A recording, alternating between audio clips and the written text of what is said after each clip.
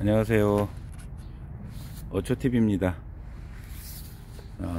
오늘은 난실에서요, 그 중국 춘난 여호접에 대해서 좀 말씀드리려고 해요.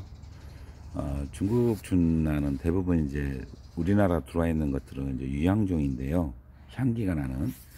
한국 춘난은 이제 이 향기가 미향이거나 없거나 해서 그냥 무향종이라고 표현을 하죠. 중국 춘난은 우리 초기에 중국에서 들여왔거나 일본에서 중국 춘난을 들여왔는데요. 대부분 유향종입니다. 이 여호접이라고 하는 것은 보시다시피 이렇게 그 기화인데요.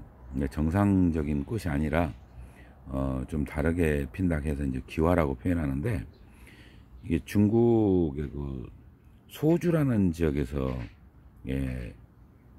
그 유씨 정원에서 이렇게 발견이 됐다고 합니다. 일본군이 그 중국을 침략을 했을 때 그 일본군 장교가 이걸 발견해 가지고 그 이제 아마 그 알려지게 된 그 계기가 됐던 그 이유인 것 같습니다. 보통 이제 잎은 이렇게 좀 보면은 꽃이나 이런 거에 비해서 새엽이고 약간 길어요. 새엽이라는 것은 잎이 넓은 걸 광엽, 그 다음에 좁은 걸 새엽, 그 다음에 보통 일반 잎은 보통 저 잎이라고 이렇게 표현을 하는데, 그 중에 또 잎이 늘어진 상태, 서 있느냐, 늘어졌느냐, 말렸느냐에 따라서 잎이 이제 달리 불려지는데요.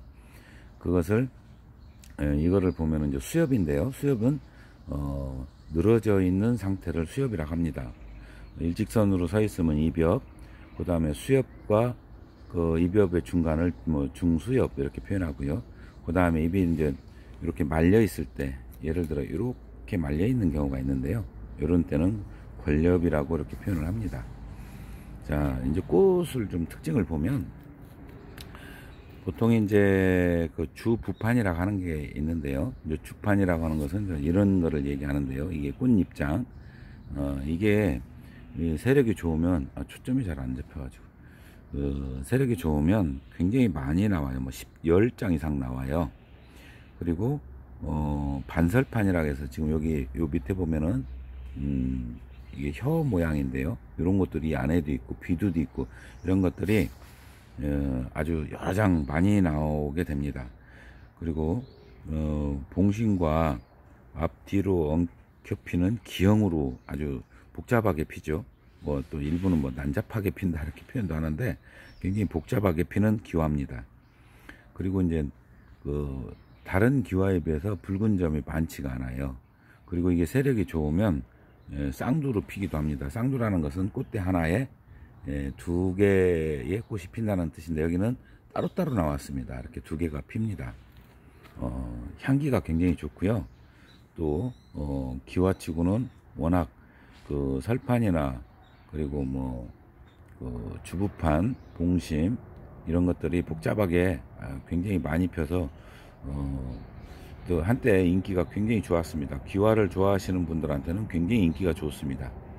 자, 이 전체 모습은 초점이 잡히려나 모르겠는데요. 자, 이런 모습입니다. 굉장히 크죠. 잎도 길고, 잎도 대략 길 때는 한 40cm 이렇게 길어요. 보통 35에서 40cm, 아주 더 길 때는 50cm까지 이렇게 길어집니다. 굉장히 큰 잎이죠. 긴 잎, 새엽에. 자, 이번 시간에는 그렇게 해서 중국 춘난 중의 기화, 여호접에 대해서 여러분께 잠시 소개해 드렸습니다. 이상은 어초TV였습니다. 감사합니다.